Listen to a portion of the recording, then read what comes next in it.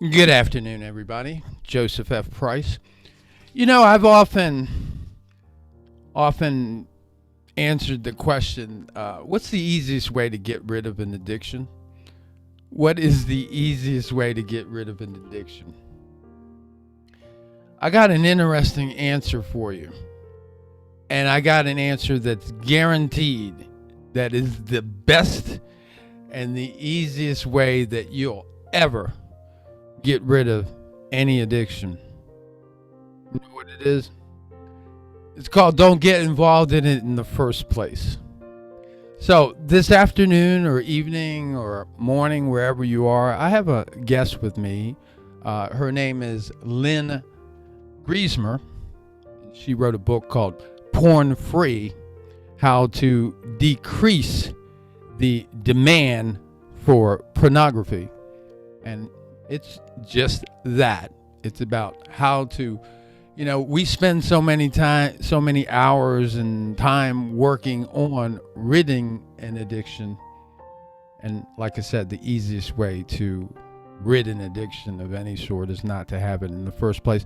So that's what we're going to talk about for the next couple of moments. Let me welcome my good friend here, Ms. Lynn Griesemer. Griesemer. Right? Griesemer, that's great. Griesemer. Hi, Joseph. Great to be here. Nice to meet you. Great to have you here. It's my pleasure. So I guess the best place to start usually with this kind of thing is to start with your story, and I'm going to try to kind of guide you so that we can break it down in parts. So if you would tell me where you grew up, where you're I from, and grew where. up in a small town called Rocky Hill, Connecticut. I spent 17 years there and then was drawn to Boston University. I loved my college years in Boston. I've traveled all around the country since then. I wanted to be a clinical psychologist, but I went off track, and my father suggested I try Army ROTC my sophomore year or junior year of college. So I did. I was offered a scholarship. I became an Army officer. I did that for 4 years full time, 4 years National Guard. Met my husband in the Army, got married at the age of 22. We've been happily married for 37 years. Let's say happily for 35 and throw in some hardships here and there. But it's been great. We have 6 adult children.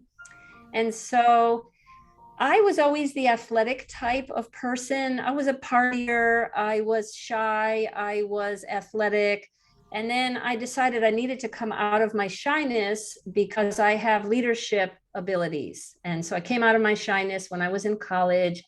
And I am a very strong woman who really notices in our culture and noticed at a young age the atrocities and the mistreatment of women and children, the degradation of women. So I sensed that early on. So it makes sense for me to be drawn to writing a book on porn. And believe me, I didn't set out to write a book on porn. I've written 12 books, and my topics are unassisted home birth, marriage, and public speaking. And this book just kind of emerged in me, and I just feel very strongly about it. I've always felt strongly about some of the issues in life where they want to change the laws, they want to fight it, they want to deal with it after it happens.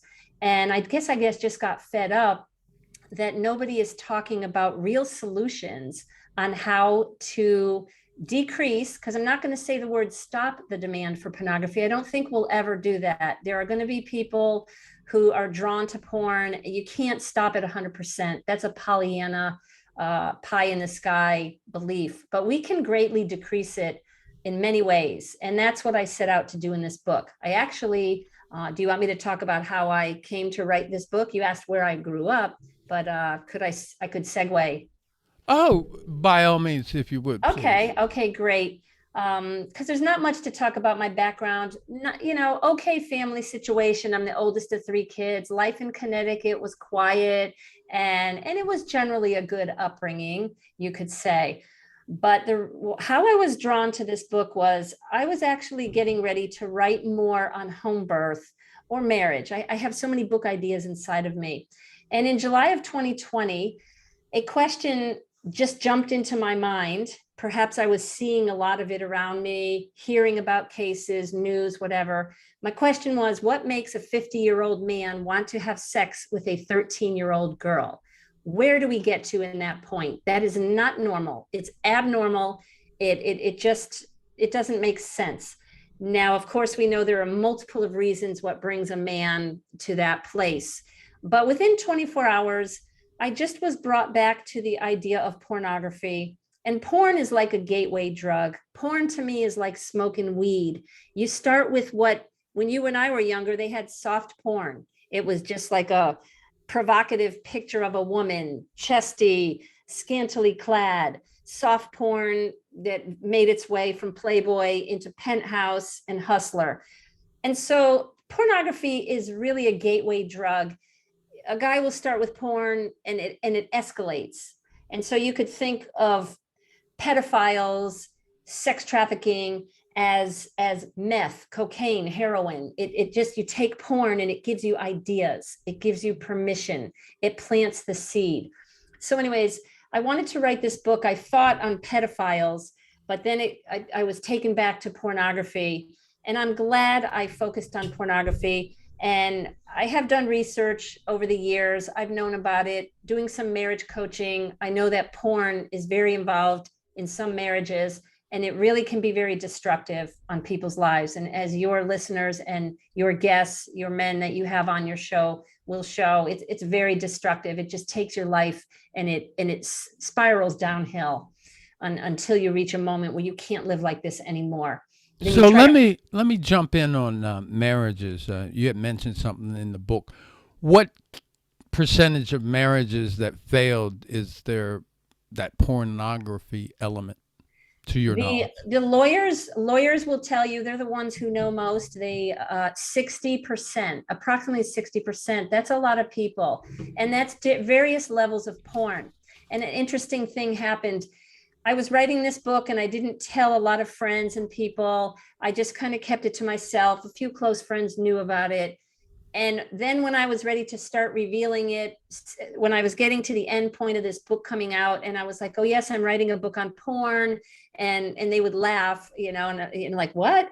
And then everybody had a story. Every single person I talked to had something to say. Oh, my nephew just got divorced. They have a new baby. He was into porn and he didn't admit it, and the wife couldn't live with it anymore, and they got divorced. Oh yes, my nephew was into porn. Oh, I caught actually, I commended this mom.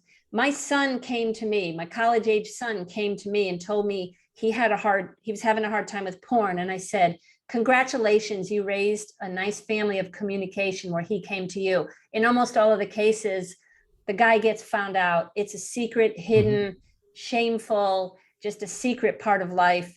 And usually people stumble across it. They're checking the account to do bills. They're going to their 15-year-old son's little iPad to make sure, oh, did you get your history paper in? And oh my gosh, and you see all the sites that they visited. So usually people are discovered.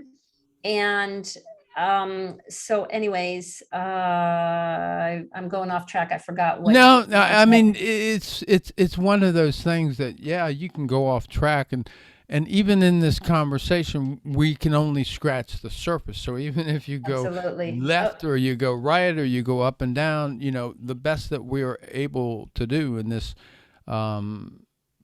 conversation is to scratch the surface. One of the things also, while we're talking about marriages, it's like 300% likely to have an affair if a person is heavily using in porn. Yeah, that's what they say. That's what Fight the New Drug says. Covenant Eyes, the intersecting statistic is, and I'm talking mostly about men here. They do say a growing percentage of women are doing porn, affected by porn. Let's just say 50 Shades of Grey could be a pornography that women like. They think it's a romantic story, this young woman with this 27 or 25-year-old billionaire, and it's S&M and whatever it is, deviant, it's deviant sex, and women think this is romantic, erotic. So we're talking mostly men here. And yes, 300% the person who has a porn habit or addiction is 300% likely to have an affair, a hookup or an affair. And that should be really alarming. That should be alarming to couples. And I call for zero tolerance of pornography. I don't think it has any use. So here's another thing older friends said to me when I was writing this book. Well, Lynn, how about if I just use a little soft porn just to get me going in the bedroom, just to get us going? And I've come to the conclusion that no porn, because just imagine what's happening. The couple is looking at somebody else doing a sex act, and we don't know in the making of this porn what happened. Was there sex trafficking? Was there women against their will? So you're looking at somebody else. Then you're going to go have sex with your partner or your spouse. What I say is work on developing communication and relationship where the two of you are looking at each other face to face and you are responding to each other and asking and showing each other what turns you on, so that your sex expression with your spouse is exclusively between the two of you. You're actually being a little bit of a voyeur if you're looking at some porn and somebody else to then help you get going. And also by doing that, they're screwing up their sexual template, which is basically it's called the sexual arousal template, which is the sequence of events that goes and causes them arousal. So basically, they're causing themselves to be addicted just by doing that. So no, that like you said, none is okay. Zero is okay. Zero. Let's see here. One of the things that I find that's important about your work and the book is that you're on Facebook too, by the way, live. I'm on Facebook. I'm on LinkedIn. No, I'm telling you, you're on Facebook Live right now. Everybody. Oh, I am. Okay. Shoot, I would have told people. I would have told Well, people. I just upped the ante so that we have to play a better game. I kind of put it out there.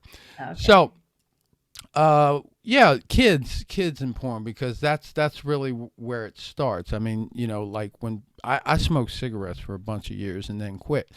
And basically, no one starts smoking at 40 years old.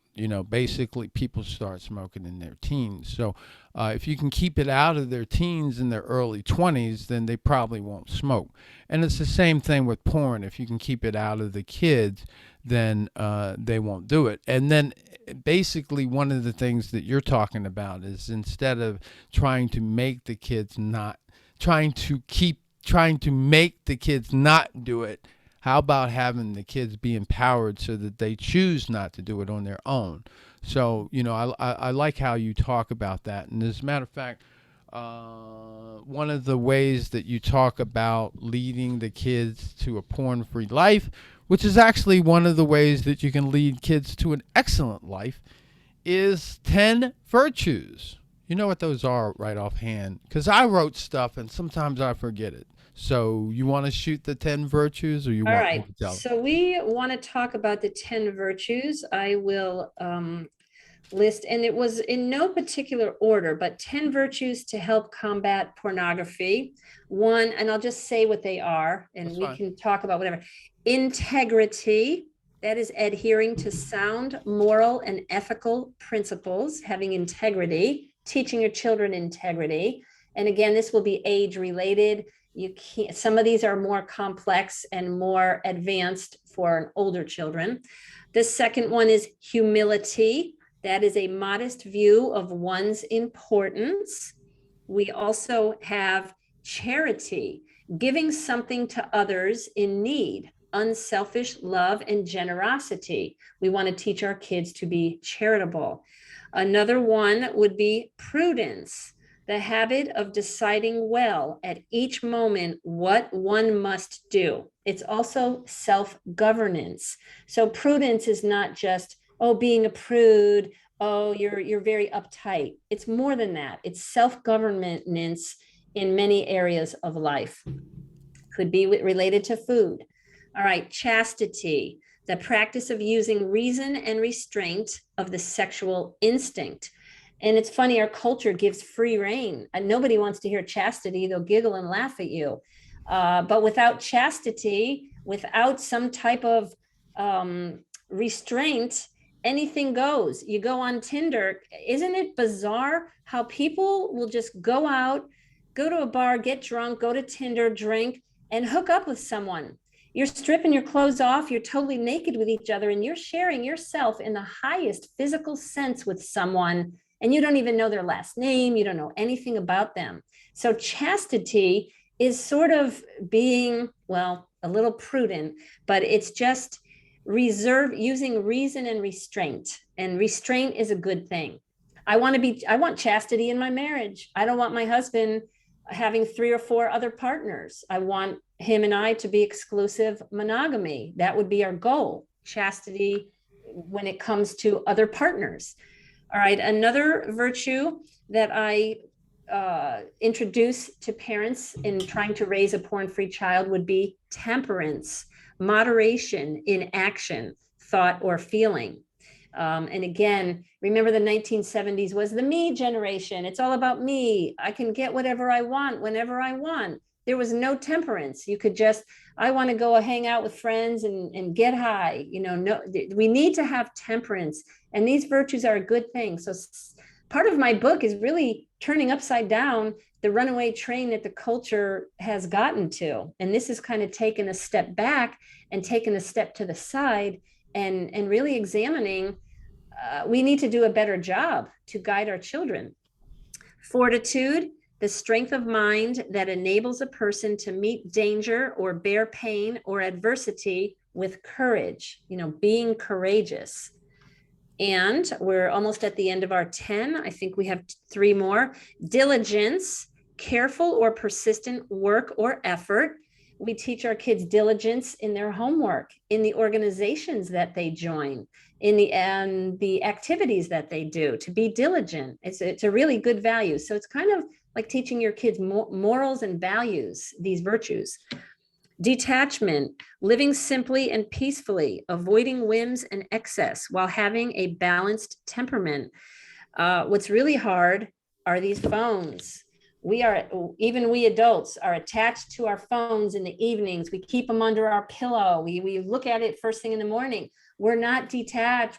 They're almost attached to our body, taking pictures, taking selfies. So detachment is something we need to teach our children. And then in each of these virtues, I do talk about how it relates to pornography, being detached, not all of a sudden you see a picture of something and don't be pulled in. Oh my gosh, I have to look at it. I have to have it. No, try to be detached. And obedience is very important. It's important to follow directives by adhering to what is right, good, or true. We need to be obedient when we drive our cars and follow traffic laws. Obedience is very important. You have chaos in life if you don't have obedience. So those are the 10 virtues. And I just talk just briefly about each one of them. And my book is really for parents too. And it's less than 150 pages. I could have made this book twice. It's got a lot of different topics in it.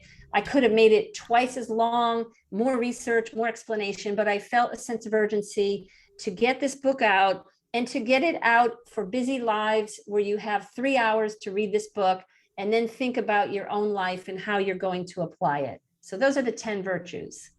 Well, I appreciate the 10 virtues, and also I appreciate the way that you spaced the book out, because I felt that it it did the job in such a way that you didn't expand on any one subject to the extent that one would get bored. So you were able to attain that balance very well.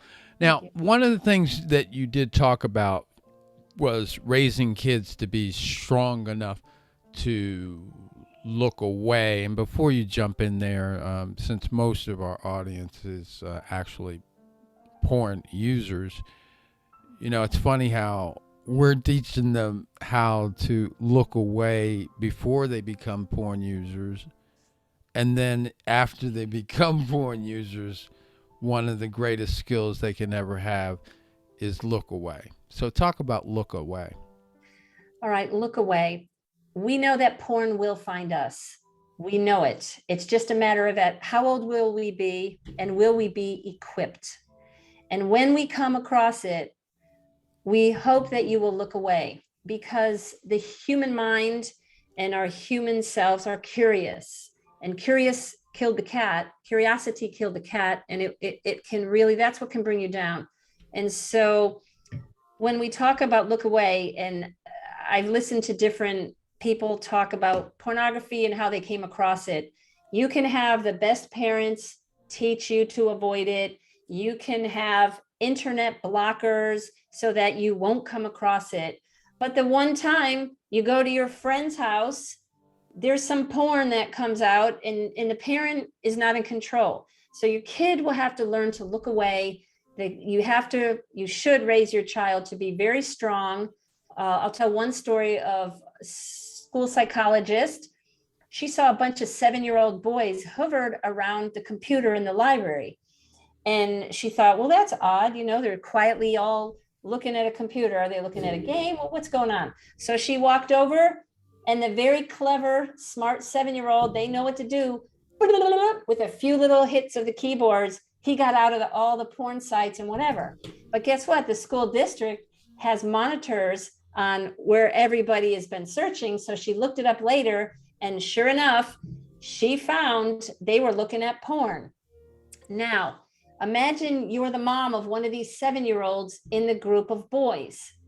I try to show a parent how they can do this, and we won't go into detail of it now. If you want to get my book, you can go into detail. But the bottom line of that I'm trying to accomplish is, are you raising that 7-year-old that might be the only one person to say, this is wrong? Oh no, get out of this. There's going to be levels of what kids can do. The shyer kid might feel shocked and quiet and don't say anything. One kid might be a little more vocal and say, oh, let's not look at this. But for the most part, the kids will probably be quiet. Is there going to be a 7-year-old that would go and tell a teacher? And that's not tattletaling. That's telling. It's again, with the virtues of obedience. This is not what your eyes and your mind should see. And when we look away, another important thing of looking away is, what is your gut feeling telling you? And I talk about this, very important in raising a daughter. What do you feel when you see something, or when somebody says something to you, or someone says, hey, you want to come over to my house for some cookies? Your male neighbor to the 6-year-old girl who's outside playing, and the stranger or the neighbor, or maybe not the stranger, maybe someone you know pretty well, asks you over. Your gut feeling for the 6-year-old girl, if the parents are in touch and doing their job right, is that, oh no, you do not go anywhere alone, not even with a friend, not even unless with my approval or I'm escorting you.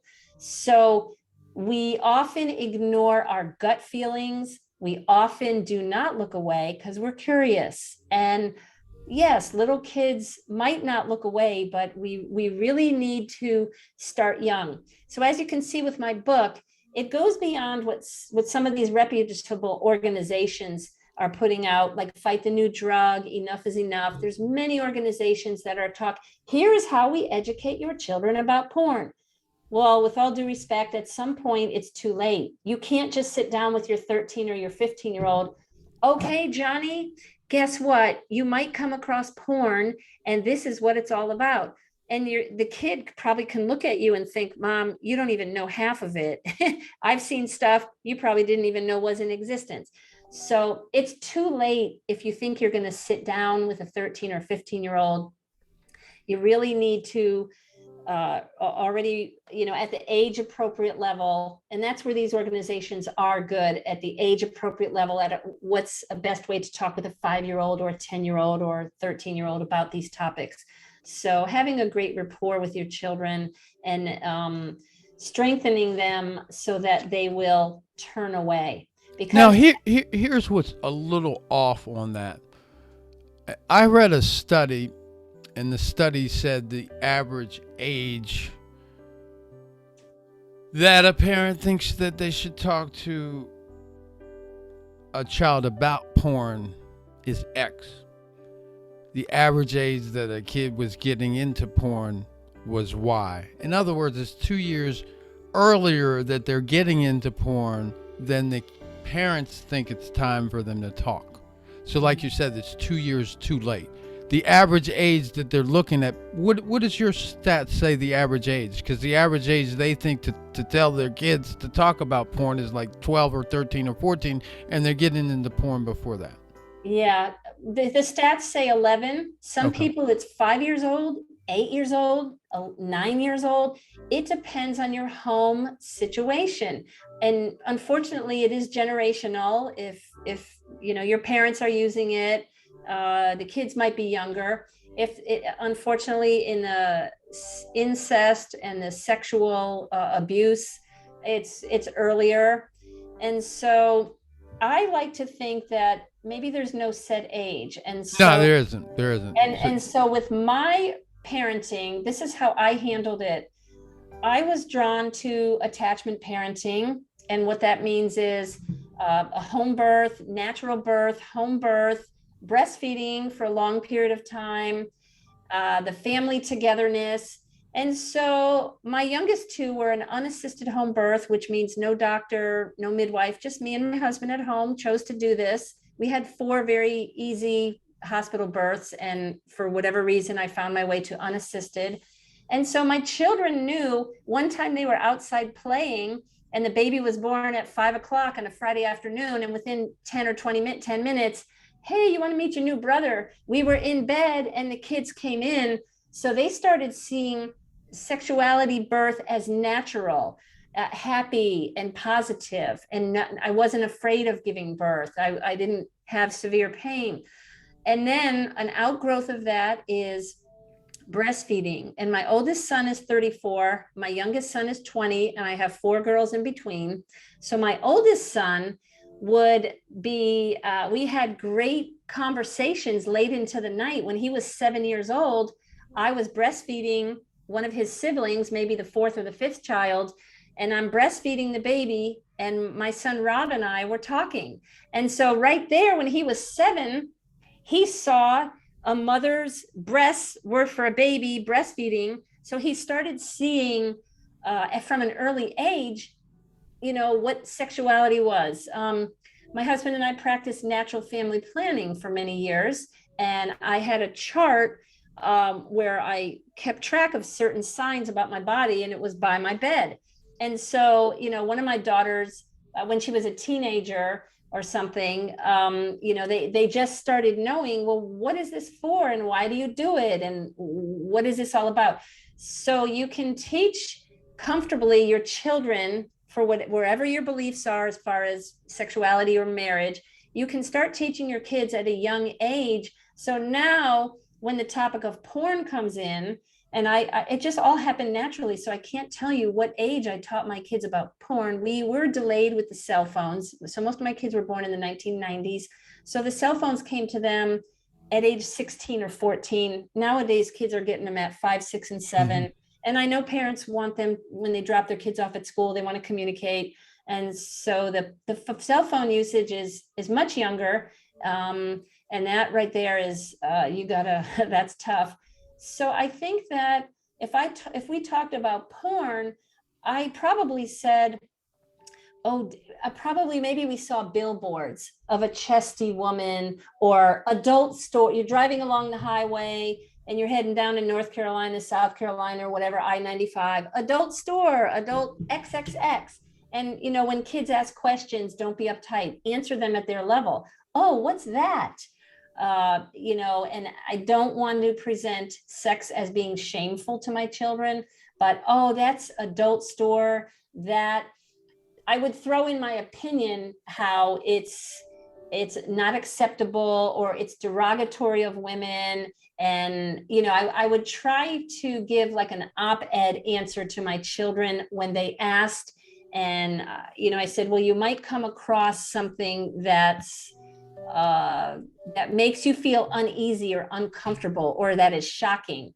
And I hope you can feel comfortable to tell me about it, because I'd like to know, how they feel. So there are many things to answer the question of, do you sit down with your kid and formally talk about porn? I think the answer is no. I think it gets woven into your life, into your family. Okay, now here's the fun one.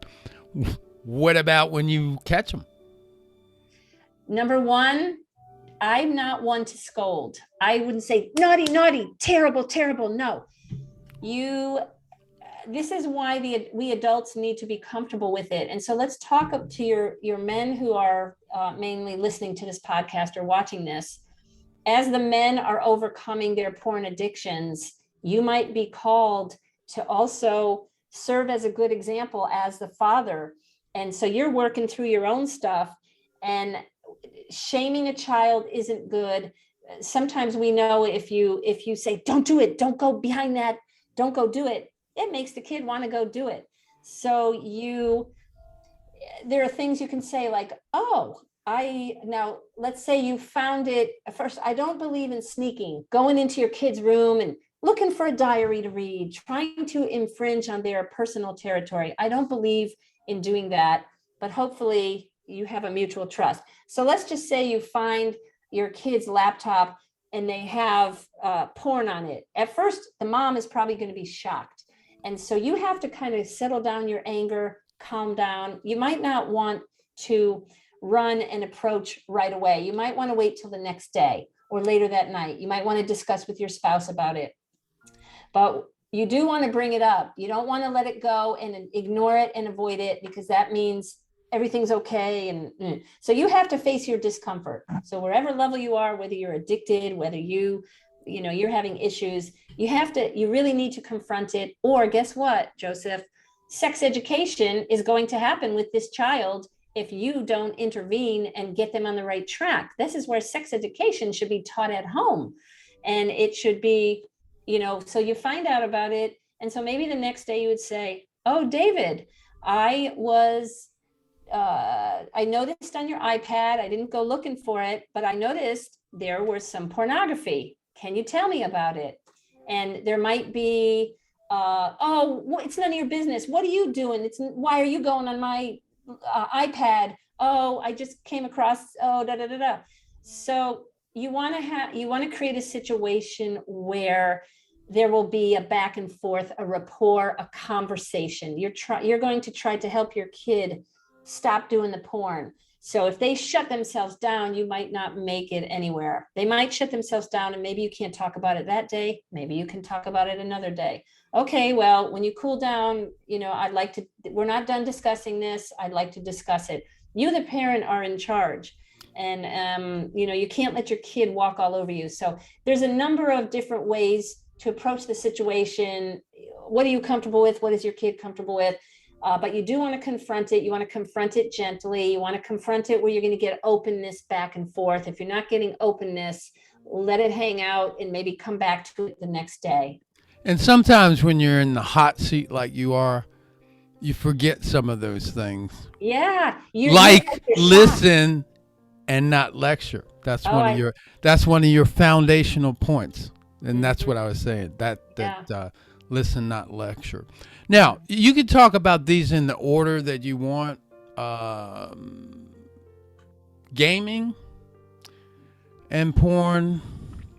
And then you can talk about domestic violence and porn. Any order that you want. Sex trafficking and porn. Any order that you want, those three. Gaming and porn, probably makes billions of dollars.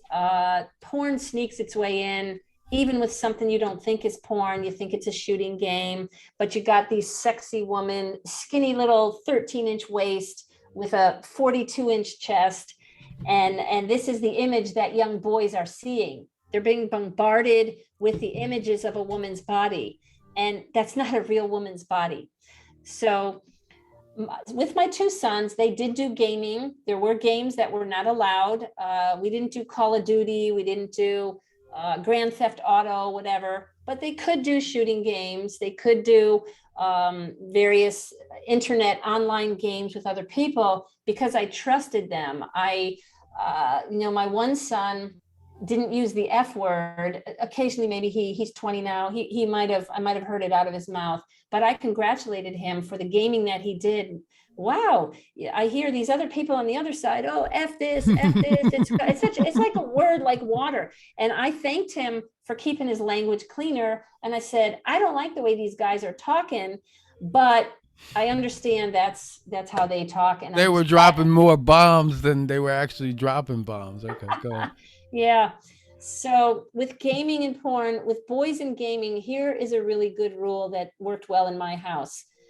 My boys could have computers in their rooms. They could be on the computer late at night, midnight, 1 in the morning. They always had the computer facing. They sometimes can shut the door, but when I felt like it, leave the door open. At any given time, I could go walking by, open the door, see what they're doing. I have every right as a parent to do it, no matter what age, unless they ask me, oh, mom, I'm going to be doing live stream and we're doing this, this, and this. And I knew there was not going to be any porn involved. Okay, you get your privacy. But they knew that my eyes were there in a second and would be monitoring. So then they had to police their behavior. That's working on the virtues. They had to make the right choice, not doing it. So the mom should have some kind of control. Don't just let your kid go off with this device all on their own, huddled in a corner. You need to know what they're doing, but you don't have to be a helicopter parent while you're doing it. So gaming and porn, basically, porn just doesn't exist. In a respectful, mature person, we have no room for porn. Now, one of the things I did want to jump in and make a point, I don't know if you were aware of it. I was around this stuff for like 3 years before I was aware of it. It's a portion, and I don't get caught up in stats, but it's almost like 25% of the pornography is accessed through those gaming boxes. Did you know that? I'm not sure I knew that. Yeah, but because it they're like doesn't surprise me they're based on actually stats. they're like browsers. You can turn that into like Yeah, a browser definitely. basically. So Yeah, and yeah, here, there's a lot on, and again, the stats. I don't really get caught in the stats, but there's a bulk of pornography that's accessed that time. Another interesting fact is apparently local time, whatever that is, 9 to 5, Monday through Friday, is a high pornography access point. Real simple, people access a lot of porn at work, and also in the afternoon. There's a spike in usage because kids are watching porn and doing homework. There's also a spike in the summertime, as well as whenever kids are on holiday vacations. They used to have sites that you could track that a lot easier. Not so easy nowadays, but you could track that. So, how about domestic violence in porn? well, I didn't get too much into domestic violence in my book, but we do know that it's an escalation. We do know that porn is not just for sexual release. It could be for soothing. It could be an emotional reason. You feel abandoned, you feel alone, your parents just got divorced, you're not doing anything productive, and you're in your room, you're ignored, and you come across porn and you find it, and young boys discover masturbation and orgasm. Wow, this feels good. Well, this feels really good. And so you go back for a second time, a third time, you develop a habit. And so that little young boy was not really looking for sexual outlets. He discovered it. He was abandoned. He was soothing. It makes him try to relax. However, we do know that depression is pretty high amongst porn users. But domestic violence, again, the making of porn can be domination, men over women, a power play. We know that when Deep Throat came out in 1972 or 73, Linda Lovelace, Marciano, did not make a lot of money as the porn star or porn performer in that movie. Everyone around her did, the distributors, the movie houses, so she was violated. And basically, pornography is used as a power play in our culture, in the industry. You're going to see more women. I'm not sure if they burn out within 3 months as porn performers. Their reproductive health is in need of serious medical fixing, because they've just been, barbaric, slammed, whatever kind of rough sex in the making of these movies, all because they think it's entertainment for people. So domestic violence is on the continuum of porn. It's on the continuum of domination. We know that a lot of money is made in sex trafficking and prostitution, and women who get caught up in this, unfortunately, end up taking on a substance abuse problem. They end up being enslaved to their pimps or their owners, and they get beat up, and they have to go back out and provide sex for their johns, to make money back to the pimp. So domestic violence is a way to keep control of women in the sex industry as a control. There's just a lot of anger. Just think about people who just are 100% involved in pornography, sex trafficking. It's not a peaceful life. And so a peaceful life does not include domestic violence or violence.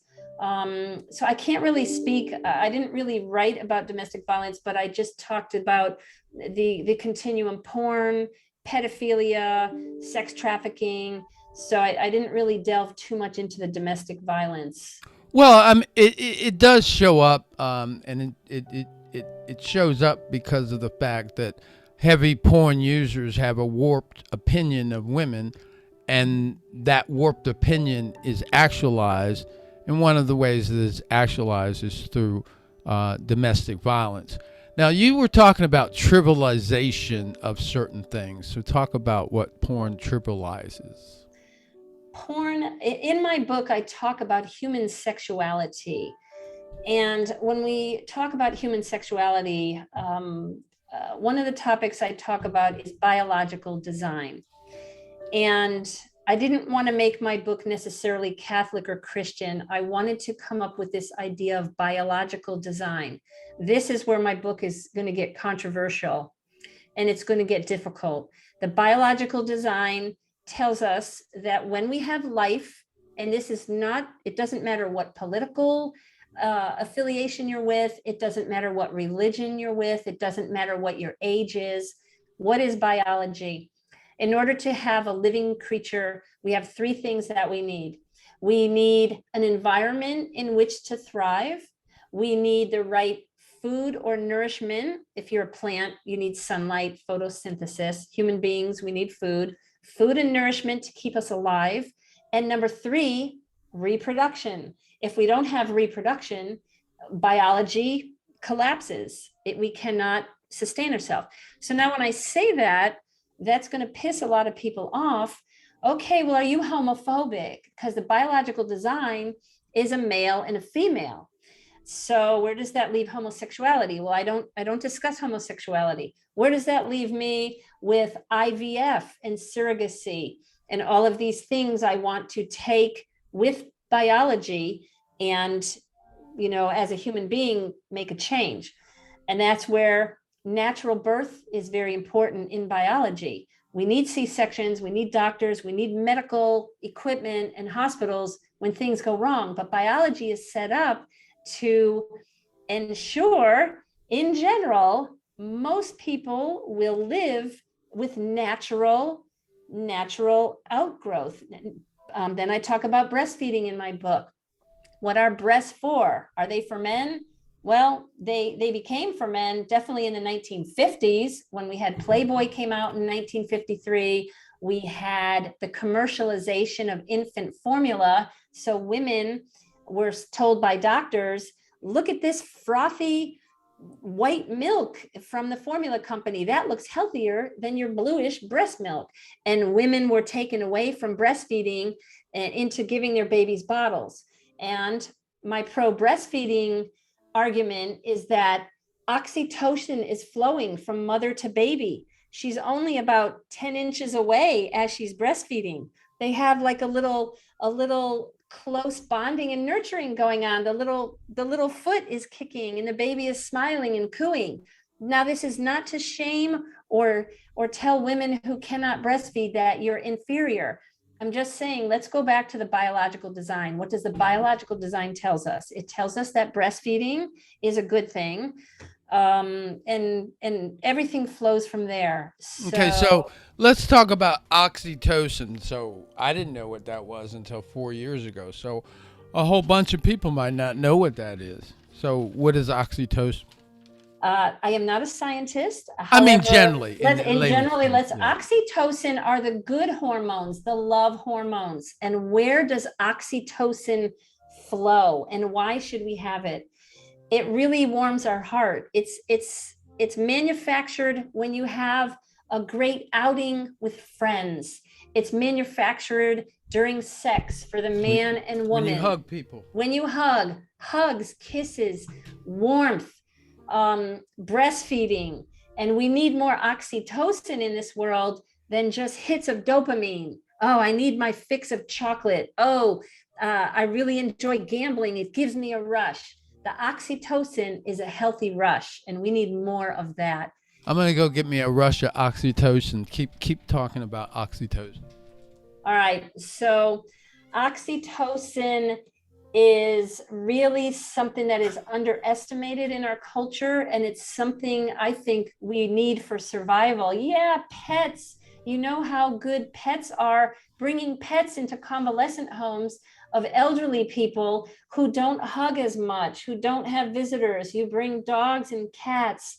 Yes, it is we're not fighting anything with oxytocin. We're not antagonizing. It just really, the love flows. And we really need to do more, put ourselves in a situation where we're going to have more love. Yeah, that's good. You know, it's funny that you were mentioning that book, Dopamine Nation. Yeah, you mentioned it too. I loved it, huh? Anna. Yeah, I don't remember a whole bunch about that book, but I do remember something that's crazy that I will share, and this is how people how extended that people's addiction can be. This guy actually took an old electronic device. It was actually a phonograph. People that are young don't know what that is. It's a record player. So he took an electronic device and somehow wired it and took springs and whatnot and attached it to his penis and was shocking himself. And he got addicted to shocking himself, and he kept throwing it away. And then every couple weeks he'd go back in the trash can and re-rig it up, and he was doing therapy. That's basically what I remember from the book. But I will say this: one of the things that is true with most of these disorders of today, the process disorders, gaming, shopping addiction, gambling addiction, as well as pornography addiction. It's an electronic addiction. It's an addiction of the phone. It's a disorder of one of the disorders of the phone. It's many disorders, but definitely people not having any kind of reign over their phone is one place to start. And they're looking for dopamine in the wrong places. Mm-hmm. So that's my little 2 cents. So yeah, so when men are coming off addiction of porn, they've got to find a new interest. And especially accountability would be good. Joining a men's group at church. I'm a very physical person. I'm an endurance athlete, long distance swimming, and I love it. And it's very healthy. It'd be healthy to get into exercise, healthy to just come up with some new hobbies and new habits and make a new friend or two, maybe get a pet, go on long walks with your dog. There's so many things. And I like listening to your podcast. The one guy that you interviewed, he became alive. He started doing new things, and he feels like he wasted his life for several years while he was doing porn. And I love how you said fantasy versus imagination. When you're in porn, a fantasy is never going to come true, but your imagination, you have to start thinking and imagining and then take action in life and manifest something real in your life, real, valuable, and productive. Yeah, you know, it's funny. Actually, I did a podcast. It's on the YouTube about To Catch a Predator and how all those people were porn addicts, because they are. Yeah. In many of those, if you look at them real hard, they caught them and found them with porn. And if you listen to some of those chats of those predators, there's references of porn. There's all kinds of stuff that people do that shows that they do porn. I'll tell you a funny story. I was looking for a lawnmower. I live in a senior community, okay? So just be in there with the conversation. So I sent a text to a neighbor. Yeah, I'm going to bring my wife over, can we come and look at the lawnmower? So I sent it to the wrong number, didn't know that. Okay. So about 5 minutes later, I don't remember how long it was, some guy sends me a picture of some porn back. So I know I got the wrong person, but I'm like, I just had to block it because it's like I can't address it. Yeah. Because there's nothing I can do to sell you on how you're going to change your behavior. Right. So I'm not going to waste my time because you're going to try to gaslight me or That's something. kind of funny. That's Yeah, weird. yeah. I don't think he knew what he was doing. And then at the same time, I said, like I told my wife, I said, I could have taken the route of, being mean to him. Yeah. And I said, do you think maybe I could hurt a porn addict's feeling? Do you think maybe I have enough ammunition to do that? She said, yeah, I think you do. I just left it alone. But yeah, that's how porn, like somebody sends you a text, the wrong text comes, and then you respond by sending them porn back. And I already know you've got to have looked at the porn or it's on your phone in order to send it to me. Right. There's a lot of things that have to happen in order for you to do that, but it's just funny. Sexting and texting, that's another example of, I guess you could call that hidden porn. People don't even think of that as porn. That is porn. That's part of a pornified culture that we live in, where people they have to look at the little things because they lead to the big things. Because when I talk about addiction, and addiction is not really like one addiction. It's like they talk about in marketing, you got funnels, and addiction is like, 250 other habits that you need to address that funnel into the big addiction. So when you deal with the addiction, really you got to deal with the 256 habits. And it's by dealing with the 250 habits that the addiction goes away. And what most people do is they never even deal with the habit in the first place. So I don't know what they do. They just wish that they're going to be okay, and it doesn't happen. So talk to me about habitual, compulsive, impulsive. All right. Let's talk a little bit about the person who is addicted, the 250 things you have to face. So, and I guess this ties into compulsion too. So you have a porn addict, a habitual porn user, hit rock bottom and realize I need to change my life. This is a whole major, complete overhaul that they need to do, because now they have to face themselves. Now they have to face, I'm running away from myself with this porn addiction. I'm running away from myself. Now I have to face myself, face my insecurities. It becomes very raw and it becomes very hard. And I know you probably do great work with the people you help, finding out, who are you? What is your purpose? Why are you doing this? And how can we stop it? We can't just stop the habit. We have to dig deeper. It's not good enough to just, okay, I stopped looking at it. Like you said, you probably will fall back into it in a week, 2 weeks. You have to do that soul searching and that inner work. And you have to look at, what image was I presenting? And wow, was that the real me? What is my image? Because porn users, many times they're pastors with 3 children and they have the great image, and then they're found out child porn. Oh, wow. We didn't know this guy. So there's an image that people put out there. Then they have to face, well, who am I? Well, now that I don't have this, what am I going to do? So, but anyways, those are just some thoughts that I thought about. But compulsion is very strong. And I think I understand addiction, because my addiction, and I've overcome it for at least a year, binge eating, compulsive overeating. When I would get bored or anxious, mostly anxious, I ended up eating too much food. Now, it's not shown because I don't gain a lot of weight, but because I work it out, I'm very athletic. But the point is, when you're compulsive and when you're binge eating, or just being compulsive, just eating food that I didn't need, stuffed myself, stomach aches, going to the bathroom, ate too much. It's so compulsive, you feel out of control. So a compulsiveness, you can feel out of control. You turn to it as like Linus's security blanket. It's like a security blanket, and you don't know any. It's your choice of coping. What are you going to choose to cope with? I don't know if most of us are broken in one way or another. Most of us find coping strategies, but I would rather bite my nails or pick my nails than eat food. I'd rather do excessive and a lot of energy, a lot of exercise, but I'm not hurting myself. I recover fine. I went out and swam for 7.5 hours, over 14 miles. And I came back and I felt great. And I had no injury, no shoulder, no problems. So I didn't overdo it because I was trained.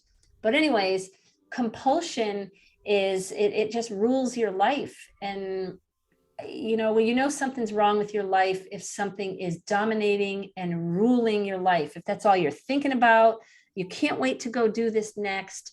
And that requires, I would say, someone like yourself, a coach or a counselor, or one person, a person to hold your hand and walk through life that you can talk to. I had a good day today. Oh, I wanted to do this, but I didn't. Yay, pat on the back. You didn't do it. Great. Even though you might feel terrible that you didn't do it, like I didn't accomplish anything, but you did if you didn't look at it. So compulsiveness, it dominates our life. We have to find a new way of living. All right. So we're about ready to wrap up, but I actually have two questions. Okay. And I'll roll them into one, and you can deal with them as you want. I'm gonna let this cat out of my office. I'm gonna walk away, so I'm not listening to you. Okay. But the question is, I know it's goofy, and I'm full of goofiness. But let's say nobody heard anything that we said today. Let's say they heard nothing. What one thing would you want them to know? And then after that, how do we get in touch with you? All right. The one thing I want people to know, and it's on the back of my book, and my quote is, your body and soul are worth more than what pornography offers. We human beings are so amazingly complicated and beautiful. You are worth more than pornography. If you struggle with it or have a problem, you can overcome it with the right help, given time. And we are worth more than porn. Porn is really a barbaric way of life when you get caught up in porn. Don't be ashamed. Don't be ashamed that you got caught up in it. You were curious, you got pulled down the rabbit hole. Don't be ashamed. I commend you for being strong one day. If you are going to be a guest on Joseph's show, sharing your story, be ready. When you're ready to share your story, share it. You can help so many other people, but you are worth so much more than porn. All of my social media is Lynn Griesemer. You can see my name there, LYNNGRIESEMER.com, LynnGriesemer.com. The book is on Amazon, available for $9.99 or $7.99 for ebook. I have a YouTube channel called Lynn Griesemer, and it's a plethora of my interests. It will be on marriage, it'll be on porn free, it'll be on swimming. And so I niched down in my life, but now I've expanded out. I'm on Instagram, but I don't use it too much, Lynn Griesemer. I'm on Facebook, I'm on LinkedIn. So anyways, the book is there for you. Now you have to probably go, it's not easy to find, and I don't know why. If you go to the main Amazon page and you type in my name in the book, it might not show up. So you might have to go to books. You might have to take just one extra click to find it. And I really, really would love for you to post a review. They say that social proof is when you have at least 25 reviews or ratings. I'm up to 15 now, and it's climbing, so that's good. So if you read the book, please post a review. I'd love to interact with you. I'd love to hear from you. I'm available, and this has been a great conversation. Thank you, Joseph. Oh, it's my pleasure, and I'll get over to doing a review. I definitely appreciate you stopping by. I didn't tell you at the beginning, but I actually have another podcast that I'm doing, kind of more mainstream.